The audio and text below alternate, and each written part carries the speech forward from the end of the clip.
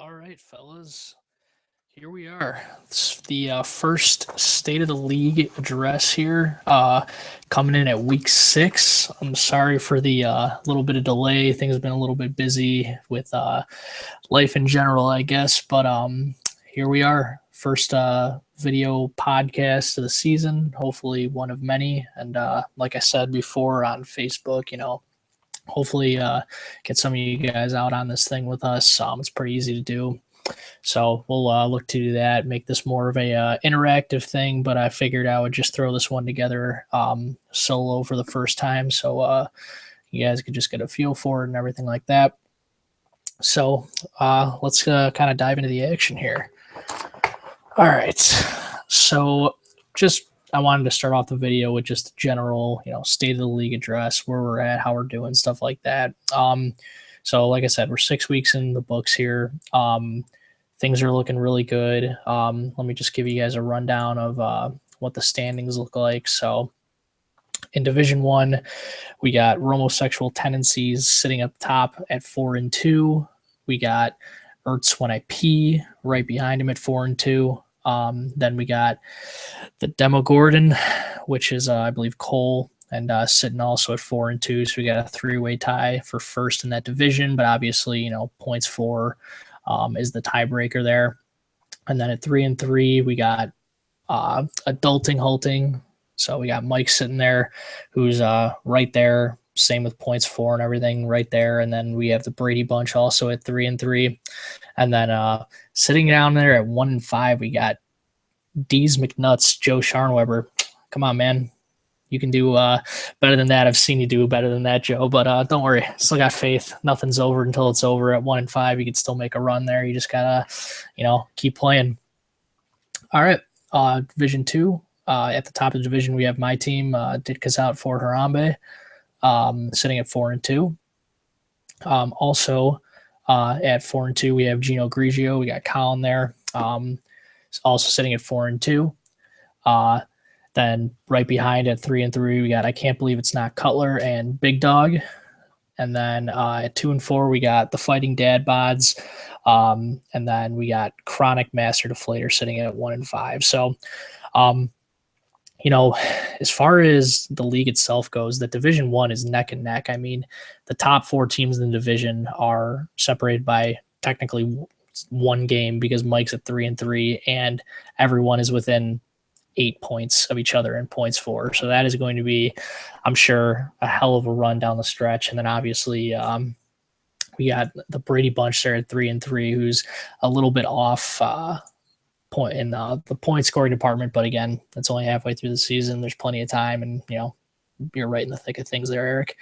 In Division 2, we got me sitting there with the most points scored in the league, which I'll address a little bit later on in this podcast on how that's humanly possible. But and then right behind me, we had Colin, Gino Grigio sitting at about 620, and then Can't Believe It's Not Cutler. We got right behind him sitting at 3-3, but with more points scored. And I think Chris has one of the best rosters in the league. So I do think that he's gonna be making moves up towards the top of that division sooner rather than later. And then at the in the bottom 3 of our division, we got Evan, Brian, and David there, sitting there at the bottom. Again, not too far off on points scored or anything like that, except for David. But just kidding, man. I love you. But yeah. So like I said, there's a ton of competition in this league. We have 9 teams sitting at 3-3 or better, which is pretty fucking crazy. So this is going to go down neck and neck, down to the wire. Guys who are, Brian and Joe and David there, that you guys are sitting, 2-4, 1-5, it's not over. You're 2 games out. You guys just got to string wins together, keep playing, keep having, keep doing what you can. And we'll see where everything's end up at the end of the season. Got to keep going though. But like I said, general competitiveness is great. Obviously, with all the competition going on, awesome stuff. Waiver wires going really strong. Obviously, you guys are looking up at all these waiver wire pickups and everything like that. And it's like these guys have been gone for weeks in our league, so that's awesome. That's what I like to see. Keep that stuff up, boys. moving on. We haven't had I don't even know. Have we even had a trade yet? I'm not even sure. But, regardless of that whole thing, trades will come, as guys get more and more comfortable, kind of things start to, kind of show themselves as far as how they're going to develop in the season. Trades will start to come, so I'm not too worried about that. And just keep your lineups fresh, guys. Keep guys in, take guys out if they're hurt or if they're not playing. So just keep that in mind, guys. Okay, moving on. So that was kind of the intro here. I wanted to kind of cover just where things have been to this point in the season. Obviously, big thing that we've got going on right now is injuries. There's been a ton of them, probably the most to this point that I've seen in a season that's at least happened to, some marquee players, just a quick list that I wrote down. You got guys Romo, Adrian Peterson, Keenan Allen out for the season. Doug Martin's been out. Woodhead's out for the season. Decker's out for the season. Sammy Watkins, I believe, is out for the season. If not, he's out for a while. Amir Abdullah, Dante Moncrief, Teddy Bridgewater, Dion Lewis, Big Ben, Eifert, Dez, all these guys going down. And, it's tough to bounce back from these types of injuries, but it seems like, everyone's kind of going with it, bearing. I know I've been hit by the injury bug a little bit here. I lost Doug Martin and Danny Woodhead in the same week, I believe, and Woodhead's out for the season. Doug Martin's not, thankfully, but I'm still waiting for him to come back. So, it's just the reality of fantasy football. We say it all the time. The fantasy gods are very humbling. They keep you grounded with this whole thing. So just got to keep going through it, keep fighting, and hopefully things come around there a little bit. But for you guys dealing with injury bugs, you got to start thinking about, maybe trades, stuff like that. I mean, my situation, my running backs, I've started DeAndre Washington. I've started Dwayne Washington. I've started Justin Forsett. I've started Derrick Henry at my RB2. It's like, it's a revolving door until I could get Dougie back. So it's been a grind, but you got to just keep pushing forward there. Happens to everybody. Okay. So next thing I kind of wanted to get into a little bit is the biggest surprises and disappointments so far in fantasy football this year, and not necessarily teams, just players specifically. So I kind of went through things just to see where people are standing at. And I would love you guys to kind of chime in on this when I post this to the Facebook page and see what you guys think. But so we got my biggest two surprises at quarterback this year are, one, you got Matt Ryan sitting up at top of the leaderboard there at number one quarterback. He probably didn't get drafted in most leagues, so that's pretty impressive stuff.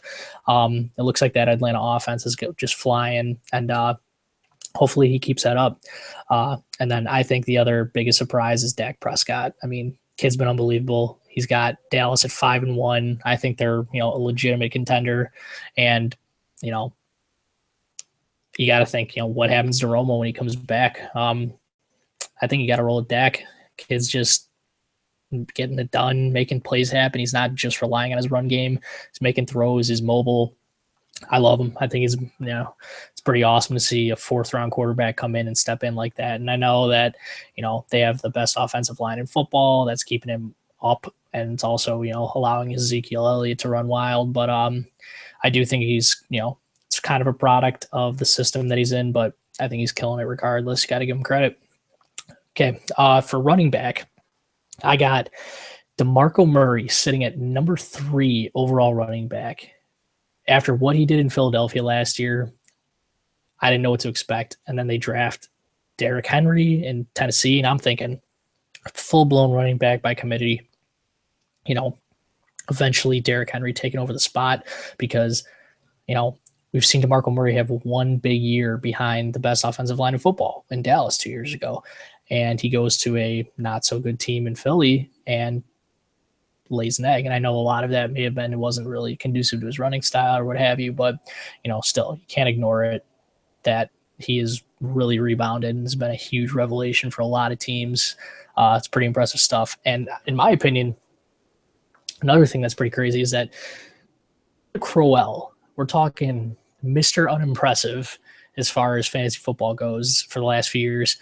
sitting there at number 13 overall, not too flashy, but for a guy that was getting drafted at the bottom of drafts to get a top 15 running back at a position where, we're talking is just completely, total crapshoot really when you get past like the top 5 guys. It's pretty impressive stuff. And like I said, he's been one of those guys that's just lingered around. He's gotten carries and stuff like that everywhere, but it's like, who knew that this was going to be the guy that was going to be the fantasy relevant back for the Browns? It's like, can never tell. And speaking of that, moving on to the wideouts here, you got Terrell Pryor, who's my biggest surprise. I mean, he's the number 8 overall receiver right now. Number 8. He was getting drafted, like, people were taking flyers on him in the last round, and he's killing it. Like, let me pull up some of this kid's stats here, guys. This is, in my opinion, one of the most, impressive stats here is how good. And let's also not forget about the fact that we're talking the Browns at 0-6 have 2 pretty decently relevant fantasy players in Crowell and in Pryor. But so he started off the year 8.3, 4.7 points, and then 27.9, 12.5, 8, and then 25. So still a little bit sporadic, but I mean, you can't ignore the fact that when he hits, he's hitting home runs. And I don't know about you guys, I think it's pretty cool to see him playing like that. So that's pretty awesome. The other person that's really playing well is Cole Beasley, who I believe is the number 18 overall receiver this year, but he's been solid as they come. And, obviously Dez is out, so they've needed someone to pick up production. But week 1, 10.5, week 2, 10, week 3, 10.8, week 4, 9, week 5, 13.3, week 6, 20.8. I mean, it's as steady as they come. A guy that wouldn't be pretty much utilized in any other year in fantasy is producing as consistent numbers as anybody. It's pretty awesome stuff. So I think he's been a huge surprise. And then at tight end, I mean, it's tough to really make a call here because it's such a crapshoot at the position, but I'm going to go with Hunter Henry. I mean, he's kind of been a flash in a pan sort of thing where, he wasn't really doing much up until week 4, but since week 4, he's had 14 points, 14.9 points, 17.3 points, just increasing his yardage totals each time and then catching touchdowns that San Diego offense likes to pass.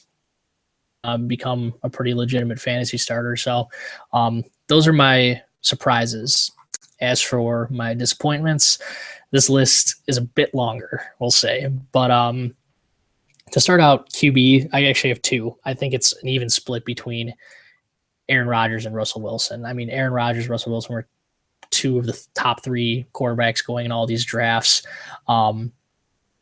Rodgers is sitting there at 13, which, again, is not bad. But, I mean, technically speaking, in a 12-team league, he's not a starting quarterback option. And he's been kind of, feast or famine. He's got a 24-point game, an 18-point game, and a 26-point game, and then he's got a 15 and a 12. So, not really the numbers you're looking at from a guy that you probably spent a huge draft pick on. But in my opinion, I think the bigger disappointment has been Russell Wilson. He's sitting there at 24. 24, guys.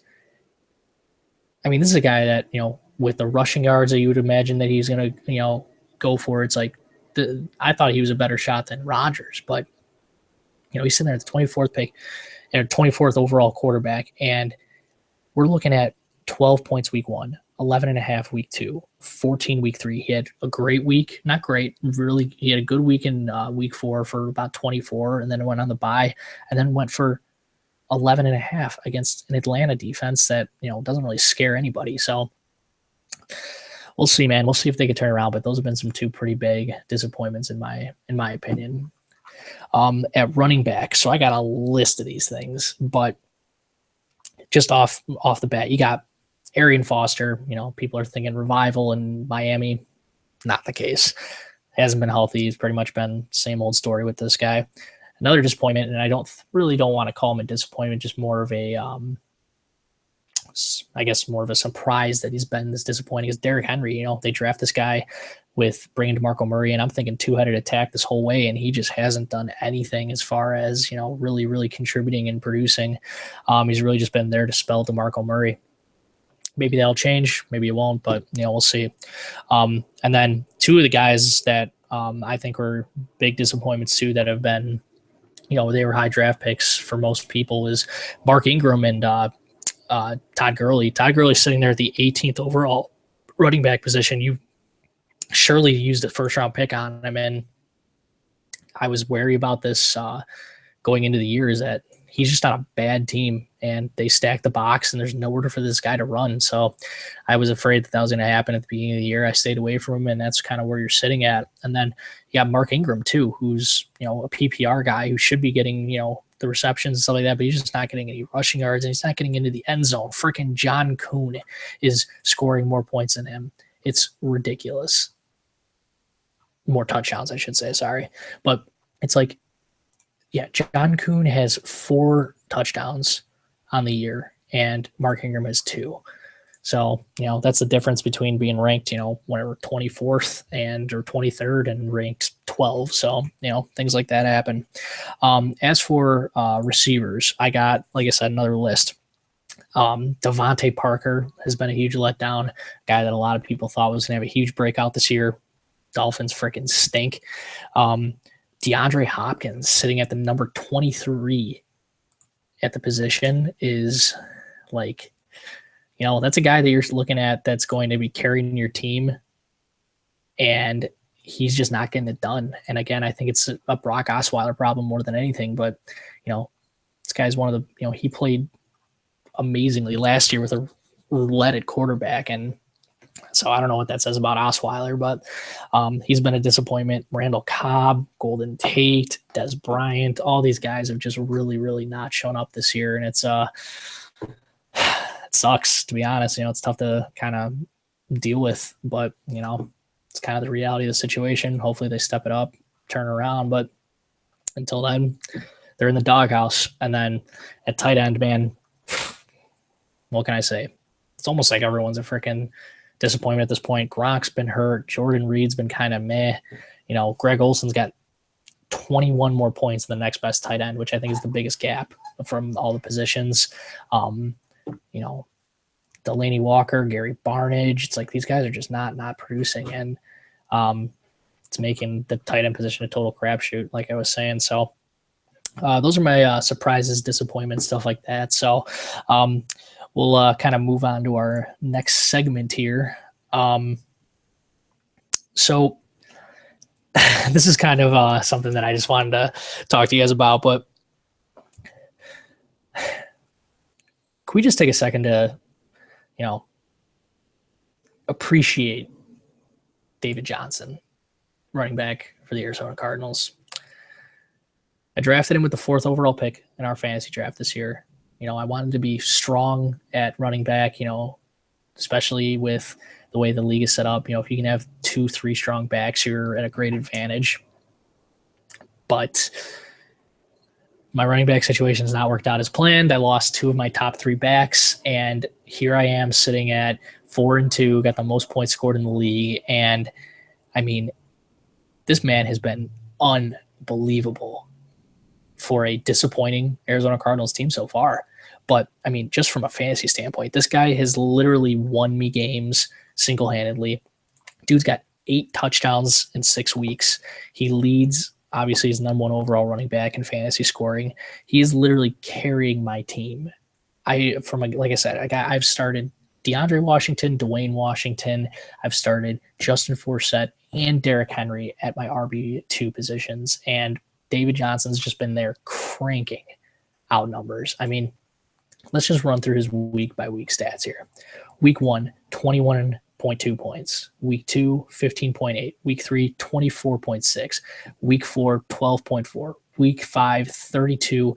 Week 6, 33.3. So his floor is like 12.5, and that was with a fumble lost. And his ceiling is in the 30s. It's like, what more can you ask for out of a running back? And I can say with pretty much 100% confidence that if I did not have David Johnson on my team, I would be looking much more like Joe's team than I would anyone else. I mean, it's been ridiculous. I've had a couple huge scoring weeks, and it's just like it's been all David Johnson. The man has literally been carrying my team, and I'm sure you guys have a couple guys that have been doing the same for you. LaShawn McCoy has been lights out this year. Julio Jones has been lights out this year with he's had a couple duds, but when he goes off, he goes off.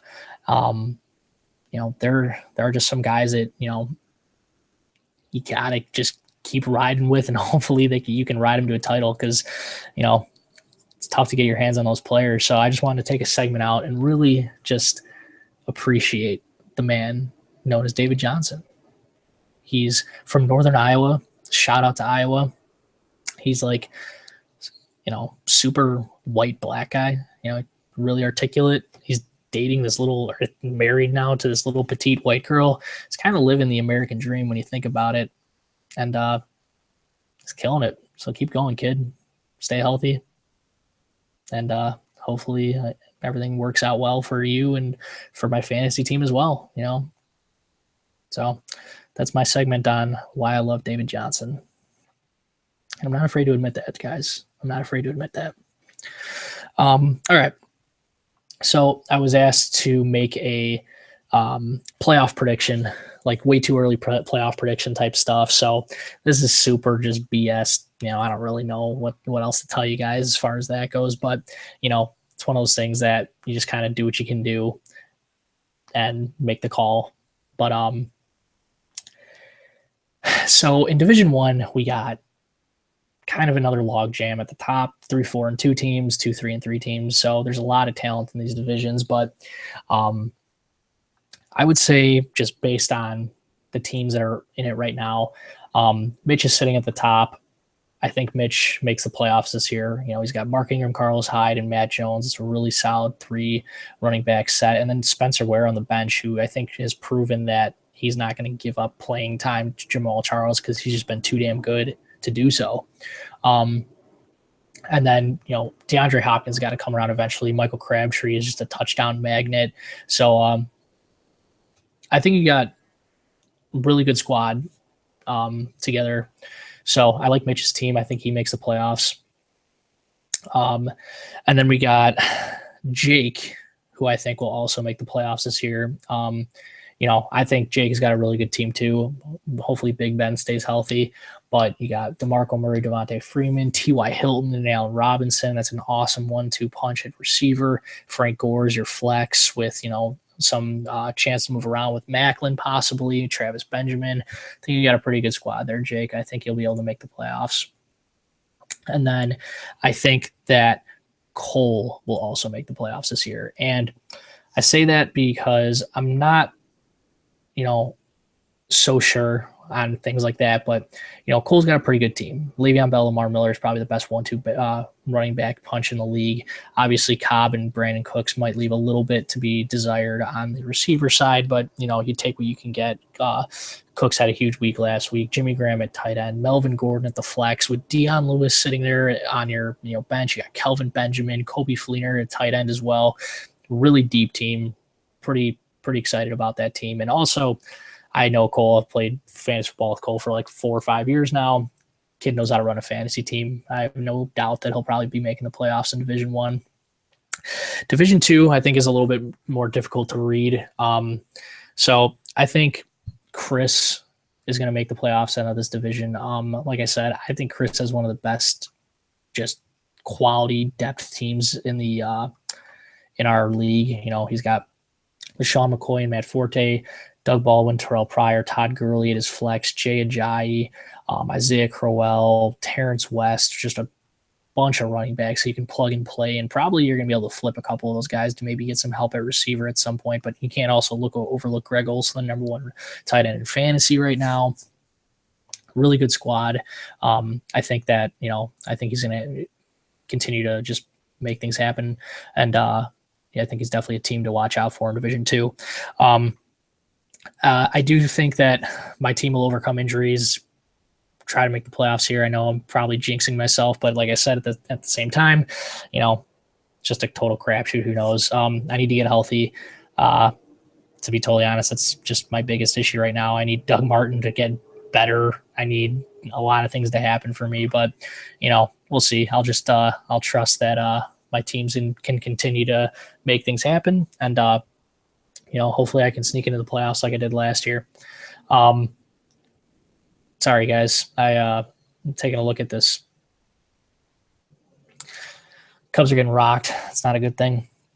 Anyway, so yeah, I think I'll make the playoffs this year, and I also think that Colin is going to make the playoffs out of our division this year. Like I said, it's kind of one of those things that sitting at 4-2, you're in a good spot.